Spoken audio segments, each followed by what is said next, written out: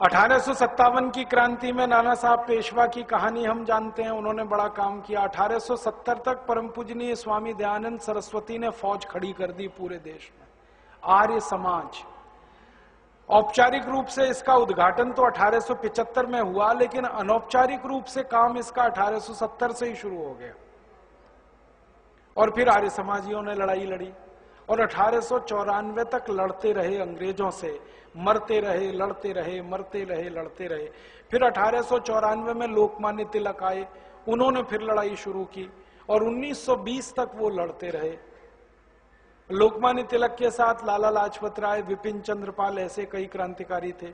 फिर 1920 में महात्मा गांधी ने कमान संभाली और गांधी जी ने फिर पूरे देश को खड़ा किया और वो 1947 तक लड़ते रहे। बीच में भगत सिंह, ऊधम सिंह, चंद्रशेखर का भी अध्याय जुड़ा, वो सब आप जानते हो। जब हम 47 में आजाद हुए 15 अगस्त को, तो महात्मा गांधी को किसी ने पूछा, और वो कोई नहीं था, बीबीसी का एक रिपोर्टर आया गांधी जी से इंटरव्यू लेने, और उसने पूछा, बापू अब तो देश आजाद हो गया, अब आप किससे लड़ोगे? अंग्रेज तो चले जाएंगे, अब आपकी लड़ाई किससे होगी? तो गांधी जी ने कहा, अभी देश आजाद नहीं हुआ, अभी तो खाली अंग्रेज भारत छोड़कर जा रहे हैं। अभी तो अंग्रेजों की बनाई गई जो व्यवस्था है, जो कानून है, जो नियम है, इनको हमें बदलना है। असली लड़ाई तो अब शुरू होगी। तो उसको समझ में नहीं आया बीबीसी के रिपोर्टर को। तो गांधी जी ने उसको और हल्का करके समझाया कि देखो, अगर अंग्रेज चाहें तो भारत में रह सकते हैं, मेहमान बनकर, हमारे मालिक बनकर हम नहीं रहने देंगे उनको। लेकिन अंग्रेजों का बनाया हुआ ये जो तंत्र है, ये जो व्यवस्था है, जिसको गांधी जी कहते थे अंग्रेजियत, गांधी जी ने अंग्रेजियत को परिभाषित किया, अंग्रेजों के कानून, अंग्रेजों के नियम, अंग्रेजों की व्यवस्था, अंग्रेजों का तंत्र, ये सारा अंग्रेजियत। तो गांधी जी ने कहा, इस अंग्रेजियत से अभी लड़ना है, लड़ाई तो अभी बाकी है, शुरू होगी अब।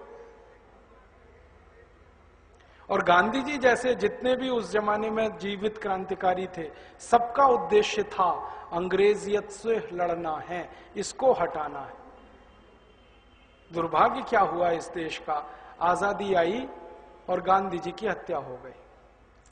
जो अंग्रेजियत से लड़ने का सबसे बड़ा संकल्प लिए हुए क्रांतिवीर थे महात्मा गांधी, उनको मार डाला। फिर क्या हुआ, अंग्रेजियत की लड़ाई छूट गई, फिर सत्ता की लड़ाई शुरू हो गई, और सत्ता की लड़ाई में देश के टुकड़े हुए। पाकिस्तान तो सत्ता की लड़ाई में बना, कोई सिद्धांत से नहीं बना पाकिस्तान। अब एक देश में दो प्रधानमंत्री तो हो नहीं सकते थे, तो दोनों ने अलग अलग देश बना लिए प्रधानमंत्री होने के लिए। ये था लड़ाई, पाकिस्तान का बंटवारा। और फिर लड़ाई सत्ता की होती चली गई, व्यवस्था की नहीं रही। धीरे धीरे भारत के लोग भूलते चले गए कि हमें अंग्रेजियत से लड़ना है। हम फिर सत्ता में डूबते चले गए, और आज हम 63 साल के बाद यहां खड़े हैं, तो दुख से ये कहना पड़ता है कि वो सब कानून अभी भी इस देश पर लदे हुए हैं जो कभी अंग्रेजों ने बनाए थे और लगाए थे। टैक्स का वो सिस्टम जो अंग्रेजों ने लूट के लिए इस देश में बनाया और व्यापारियों को बेईमान बनाने के लिए, वो टैक्स का सिस्टम अभी भी लदा हुआ है इस देश पर। बस अंतर इतना है, अंग्रेजों के जमाने में 23 तरह के टैक्स लगते थे, अब आजादी के 63 साल के बाद 64 तरह के टैक्स लगते हैं इस देश में। अंग्रेजों ने जो पुलिस का कानून बनाया, इंडियन पुलिस एक्ट, वो आज भी लदा हुआ है इस देश पर। अंग्रेजों ने जितने कानून बनाए 34,735 सब लगे हुए हैं, एक भी कानून नहीं हटाया इस देश की सरकारों ने। अंग्रेजों ने किसानों से जमीन छीनने का एक कानून बनाया, लैंड एक्विजिशन एक्ट, डलहौजी ने, वो अभी भी लगा हुआ है इस देश पर। मतलब ये कि अंग्रेज चले गए, अंग्रेजियत नहीं गई। सत्ता का हस्तांतरण हुआ, स्वतंत्रता नहीं आई। स्वतंत्रता कोई बड़ी चीज होती है, सत्ता का हस्तांतरण बिल्कुल छोटी चीज होती है। सत्ता आई माउंटबेटन के हाथ से, नेहरू जी के हाथ में। माने गोरे अंग्रेजों ने काले अंग्रेजों को देश सौंप दिया, यही मतलब। स्वतंत्रता तो नहीं आई, क्योंकि स्वतंत्रता का मतलब होता है स्वतंत्र। स्व माने अपना, तंत्र माने व्यवस्था। जब तक हम अपना तंत्र नहीं बनाए कैसे स्वतंत्र हो? तंत्र तो अंग्रेजों का ही चल रहा है। अब अंग्रेजों का तंत्र चल रहा है तो लूट वैसे ही चल रही है जैसे अंग्रेजों के जमाने में थी। अंग्रेजों ने 250 साल में 300 लाख करोड़ लूटा। अब 63 साल में ये जो काले अंग्रेज बैठ गए इस देश में, उन्होंने टैक्स लगा लगा के आपसे 258 लाख करोड़ लूट लिया है। आप टैक्स भरते हैं, मैं टैक्स भरता हूं। डायरेक्ट टैक्स 2 हैं, इनडायरेक्ट टैक्स 62 हैं। सारे टैक्स में कुल मिलाकर आप 100 रुपए में 70 रुपए दे देते हैं। माने 100 रुपए की आमदनी में 70 रुपए टैक्स में चला जाता है। ये टैक्स इकट्ठा होकर सरकार के हाथ में आता है। एक साल का कुल टैक्स 20 लाख करोड़ है आज, केंद्र सरकार का, राज्य सरकार का, नगर पालिका का। कुल 20 लाख करोड़ के टैक्स में 17 लाख करोड़ हर साल लूट जाता है। ये सरकार के आंकड़े हैं, मेरे नहीं। राजीव गांधी कहा करते थे कि जब मैं किसी गरीब आदमी से 1 रुपए टैक्स लेता हूं और बदले में वही 1 रुपया उस गरीब आदमी को देता हूं तो उस आदमी तक 15 पैसा ही पहुंचता है, 85 पैसा बीच में ही लुट जाता है। ये आज की कहानी है। माने 20 लाख करोड़ का हम टैक्स भरते हैं, 17 लाख करोड़ लुट जाता है। अब ये लुटकर कहां जाता है? पहले अंग्रेज टैक्स का पैसा लूट के लंदन ले जाते थे, अब ये काले अंग्रेज लूट का पैसा लेके स्विट्जरलैंड चले जाते। अब समझ में आया स्विट्जरलैंड दुनिया का सबसे अमीर देश क्यों है। क्योंकि हमारे टैक्स का पैसा लूट लूट कर स्विट्जरलैंड की बैंकों में अगर जमा होगा तो वो तो अमीर होने ही वाले हैं। और आपको मालूम है स्विट्जरलैंड की बैंकों में कुछ नियम है। जैसे हमारे नेता पैसा वहां जमा करते हैं, वो कोई भी ब्याज नहीं देते उस पैसे पे, और हमारे पैसे को स्विट्जरलैंड की सरकार दुनिया भर को कर्ज में देती है और उससे ब्याज लेती है, उससे उनकी आमदनी है। दूसरा, हमारे नेता जो पैसा वहां जमा करते हैं, अगर कोई मर गया तो वो बैंक उस पैसे को हड़प लेती है, नॉमिनी को वो नहीं मानते। और तीसरा, हमारे नेता कितना भी पैसा लेके जाएं स्विट्जरलैंड की बैंकों में, कभी मना नहीं करते जमा करने को। रात के 2 बजे भी जमा कर लेते, कभी भी चले जाओ, 24 घंटे काम करती हैं बैंकें। तो ये नेता लूट रहे हैं, पैसे वहां रख रहे हैं क्योंकि बैंकें हैं। और अभी पता चला कि स्विट्जरलैंड दुनिया में एक देश है जहां काला धन जमा होता है। ऐसे 70 देश और हैं दुनिया में जहां काला धन जमा होता है। पनामा नाम का एक देश है, पनामा। ट्रिनिडॉड नाम का एक देश है, टोबैगो नाम का एक देश है। ऐसे 70 देश हैं दुनिया में जहां काला धन ही जमा होता है।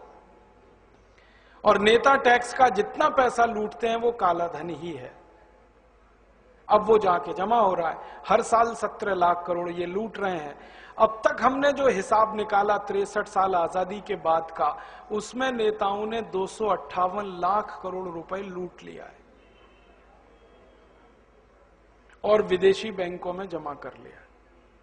और जिन बैंकों में ये पैसा जमा है उन्होंने कंफर्म किया है कि इतनी रकम है हमारे पास, भारत की इतनी रकम है।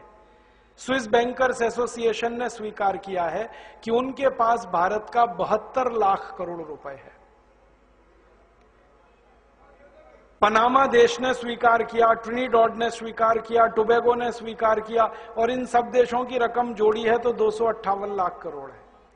अब कहानी समझ में आती है कि आजादी के 63 साल में देश के विकास के लिए जितना खर्च हुआ वो तो लुटकर विदेशों में जमा हो गया, इसलिए विकास नहीं हुआ इस देश का,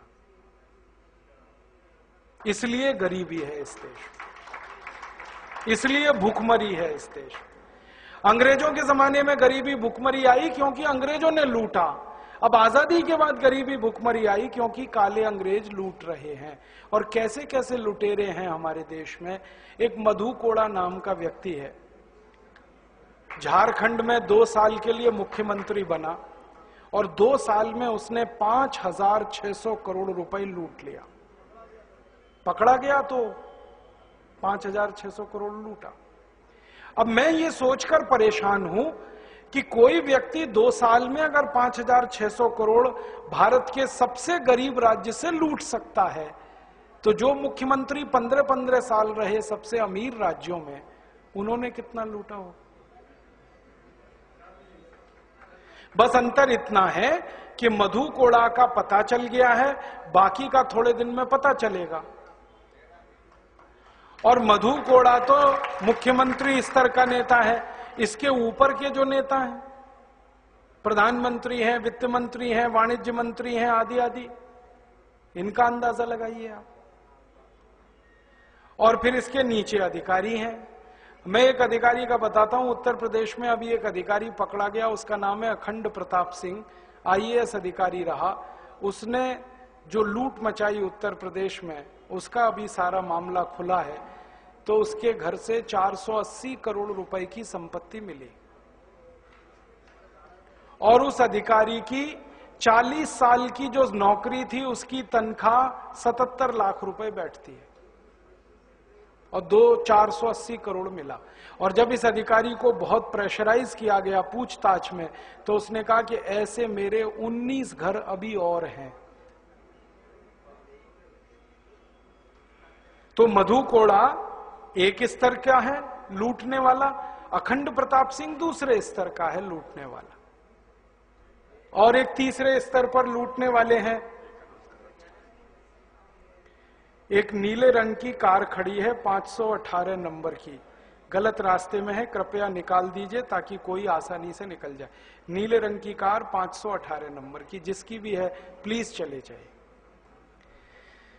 तो मधु कोड़ा का एक स्तर है लूटने का, अखंड प्रताप सिंह का दूसरा। फिर सरकार कहती है कि ये लूट में तो सब शामिल हैं, 3.5 करोड़ अधिकारी कर्मचारी, सब ऊपर से नीचे तक। आप अगर किसी बच्चे के जन्म का प्रमाण पत्र बनवाने के लिए म्युनिसिपल कॉरपोरेशन में चले जाएं, बिना रिश्वत प्रमाण पत्र नहीं बनेगा। और घर में कोई मर गया तो मृत्यु प्रमाण पत्र बिना रिश्वत नहीं बनेगा।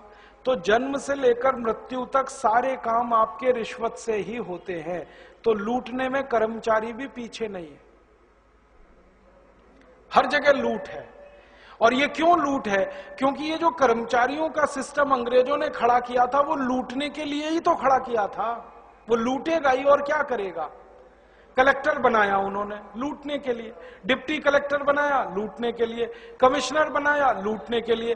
तो आज भी कलेक्टर, डिप्टी कलेक्टर, कमिश्नर लूटेंगे ही, और क्या करेंगे।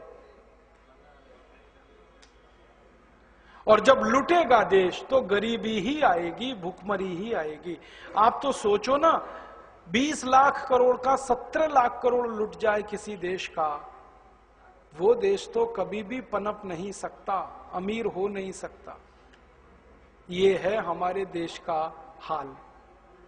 अब भूतकाल में लुटे हम, वर्तमान में लुट रहे हैं, भविष्य क्या होगा अंदाजा लगा सकते हैं। ये लूट अगर ऐसे ही चली